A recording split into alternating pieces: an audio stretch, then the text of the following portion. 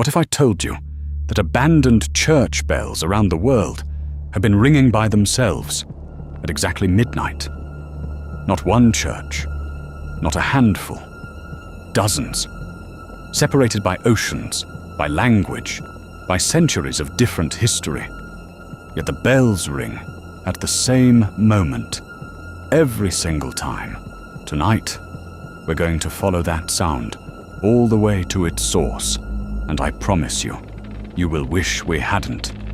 Picture a small village in rural Romania.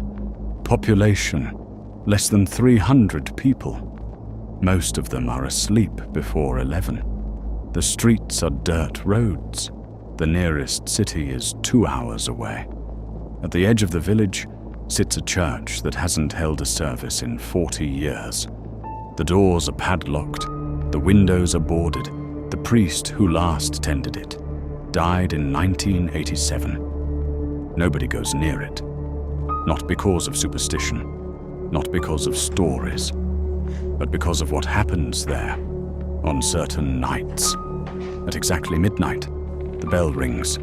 Slowly at first, dong. A pause. Then again, dong. Louder. Dong. And by the time the village dogs begin to howl, the bell is swinging full force. Inside a tower no one has entered in decades. The locals call it Klopotelmorti, the death bell, and they do not go outside when it rings.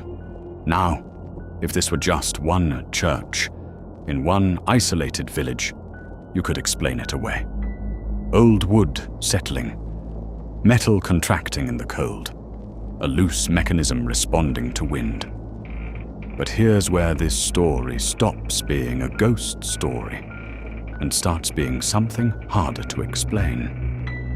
In 2009, a researcher named Elias Vormann, a German acoustic historian, began collecting reports of unexplained bell events across Europe.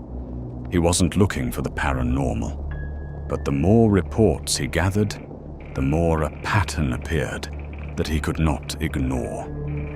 He documented 47 separate incidents across Romania, Poland, Hungary, Germany, and northern Italy, where abandoned church bells had been reported ringing without any human presence. 47 different architectural styles, different bell materials, different climates, and in 31 of these cases, the incident had been logged at midnight, some within minutes of each other, a few at the exact same time.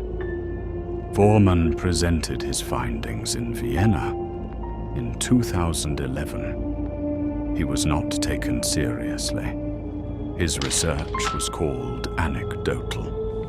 He was dismissed.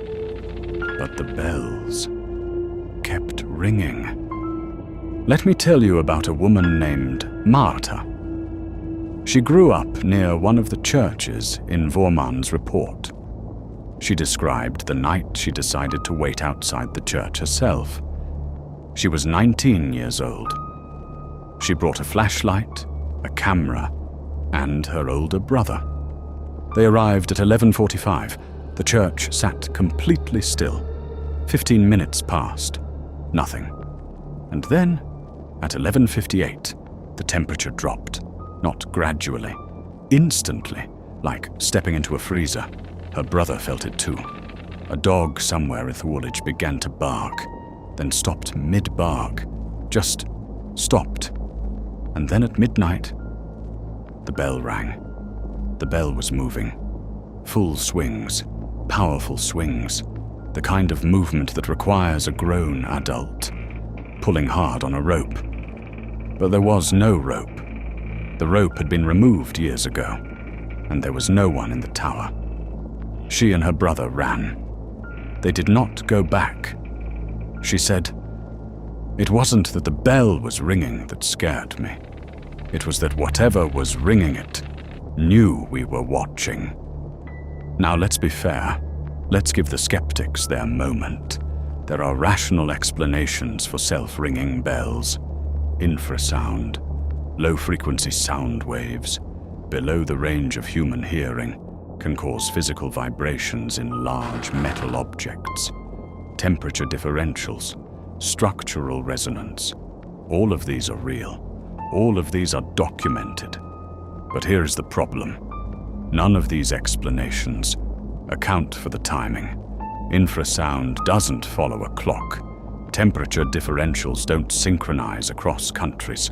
Structural resonance doesn't care about midnight. And yet, midnight, always midnight.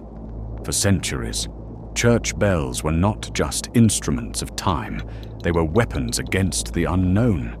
In medieval Europe, bells were baptized, given names, anointed with holy oil, blessed by bishops. The sound of a bell wasn't just sound, it was a boundary, a line between this world and whatever exists beyond it. Ancient texts carry the same warning. A bell that rings without a ringer is not a blessing, it is a summons. The abandoned churches in Vormund's study, most of them had been closed under unusual circumstances. Clergy who disappeared, congregations that scattered overnight, deaths that were never fully explained. In 3 of the cases, deaths that happened on the church grounds themselves, as if the buildings had never fully emptied, as if something stayed. The last case in Vormund's file has no logical explanation. A church in southern Poland, sealed since 1944, the year the entire village around it was evacuated and never resettled. In 2017, a documentary film crew went there. 4 people, professional equipment. They set up cameras inside and outside the tower. They waited. Midnight came. The bell rang. Every camera inside the tower malfunctioned at the same moment. Every single one. The external camera kept recording. When the crew reviewed the footage later, the bell was visibly moving. Full, heavy swings. But in the thermal camera feed, the tower showed nothing. No human, no animal, no heat source of any kind. Just the bell, moving by itself.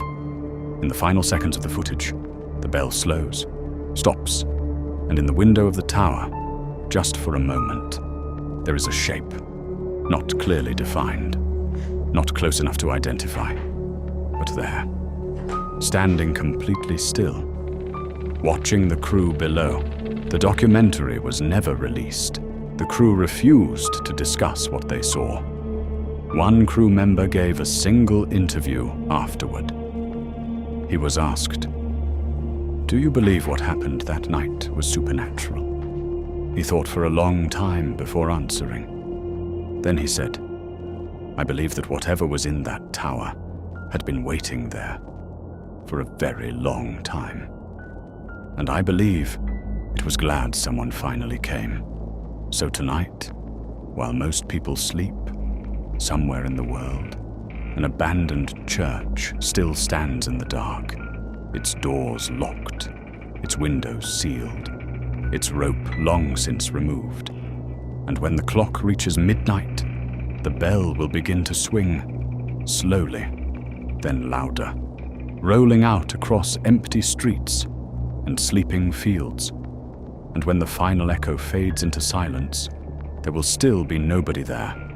No priests, no visitors, no answers. Only one question that has never been answered. Who rang the bell? And a second question that perhaps we should have asked sooner. Why is it ringing for us?